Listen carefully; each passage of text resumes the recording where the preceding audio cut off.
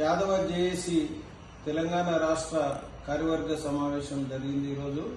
ఈ సమావేశంలో రాష్ట్రంలో ఉన్నటువంటి యాదవుల స్థితిగతుల మీద సుదీర్ఘంగా చర్చించడం జరిగింది. ప్రధానంగా ఈరోజు జేఏసీ ప్రభుత్వాన్ని డిమాండ్ చేస్తూ ఉంది. గతంలో కోకాపేటలో యాదవ్ భవనం ఏదైతే ఏర్పాటు చేసిందో ఇప్పటి వరకు అది అసంపూర్తిగా ఉంది. ఇప్పటి వరకు గతంలో కూడా కేసీఆర్ ప్రభుత్వం నిర్లక్ష్యం వల్ల కోకాపేటలో యాదవ్ భవనం సంపూర్ణంగా కాలేకపోయింది. మళ్ళీ ఇప్పుడైనా కాంగ్రెస్ ప్రభుత్వం వచ్చినాకనైనా కనీసం కనువిప్పుతోనన్నా వెంటనే కోకాపేటలో ఉన్నటువంటి యాదవ్ భవనాన్ని పూర్తి చేసి వెంటనే యాదవులకు అప్పగించాలని ఈ రేవంత్ రెడ్డి ప్రభుత్వాన్ని డిమాండ్ చేస్తా ఉంది జేఏసీ.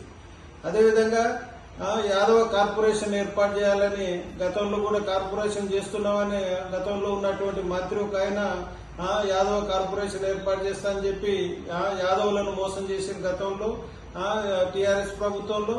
మళ్ళీ ఈ రోజున్న ఈ కాంగ్రెస్ ప్రభుత్వం ప్రజాపాలన ప్రభుత్వం అని చెప్తా ఉంది. యాదవులు లేదే ఏంది రాజ్యం లేదని చెప్తా ఉంటుండ్రు ముఖ్యమంత్రి గారు. మళ్ళీ యాదవులకు సంబంధించినటువంటి వైశ్యులకు చేసిన కార్పొరేషన్ చైర్మన్ గా మొన్న కార్పొరేషన్ ఏర్పాటు చేసి బడ్జెట్ కేటాయించిన అన్ని కులాలకు చేస్తున్నావు. బలమైనటువంటి పెద్ద కులము బీసీలలో యాదవ కులం. మళ్ళీ దానికి కార్పొరేషన్ ఏర్పాటు చేయాలని మేము డిమాండ్ చేస్తున్నాం.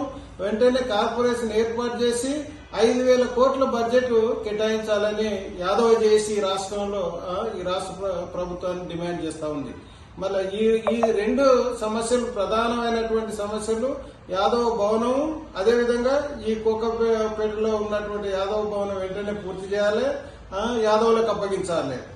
అదేవిధంగా గతంలో యాదవ ట్రస్ట్ శ్రీకృష్ణ ట్రస్ట్ పేరు మీద గతంలో ఒక మంత్రి తన కుటుంబ సభ్యులనే పెట్టుకుని యాదవ ట్రస్ట్ ఏర్పాటు చేసుకున్నారు. దాన్ని రద్దు చేయాలని మేము డిమాండ్ చేస్తున్నాం. ఆ కమిటీని యాదవ ట్రస్ట్ కమిటీని రద్దు చేసి వెంటనే నూతనంగా 33 జిల్లాల్లో ఉన్నటువంటి యాదవ ప్రముఖులతో 100 మందితో కమిటీని ఏర్పాటు చేసి యాదవ భవనాన్ని యాదవులకు అప్పగించాలని ముఖ్యమంత్రి రేవంత్ రెడ్డి గారిని కోరుతా ఉన్నాం.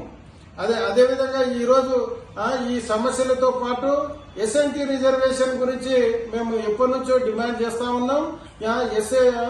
అర్ధ సంచార జాతులుగా బతుకుతున్నారు మా యాదవులు, గతంలో గొల్ల కుర్మలు.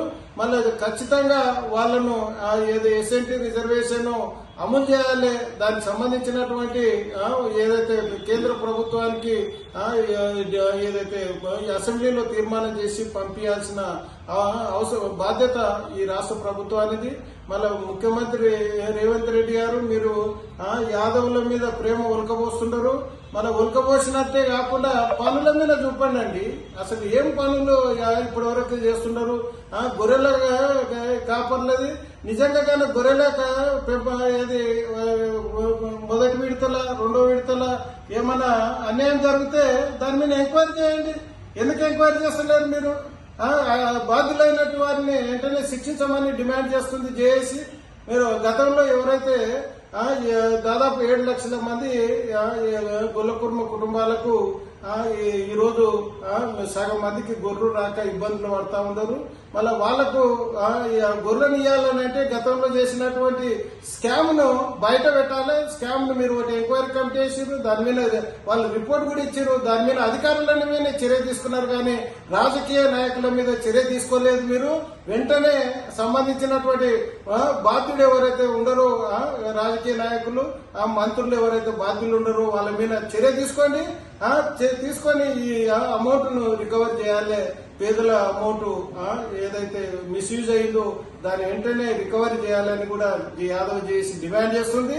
మళ్ళీ ఈ సమస్యల మీద మీరు వెంటనే చర్య తీసుకోకపోతే ఈ రాష్ట్రంలో ఉన్నటువంటి మొత్తం యాదవులు జేఏసీ ఆధ్వర్యంలో పెద్ద ఎత్తున ఇంద్ర పార్క్ దగ్గర రిలే నిరాహార దీక్ష చేస్తాం పెద్ద ఎత్తున అని కూడా ఈ ప్రభుత్వానికి అల్టిమేటం జారీ చేస్తున్నామని కూడా ఈ సందర్భంగా తెలియజేస్తా ఉన్నా.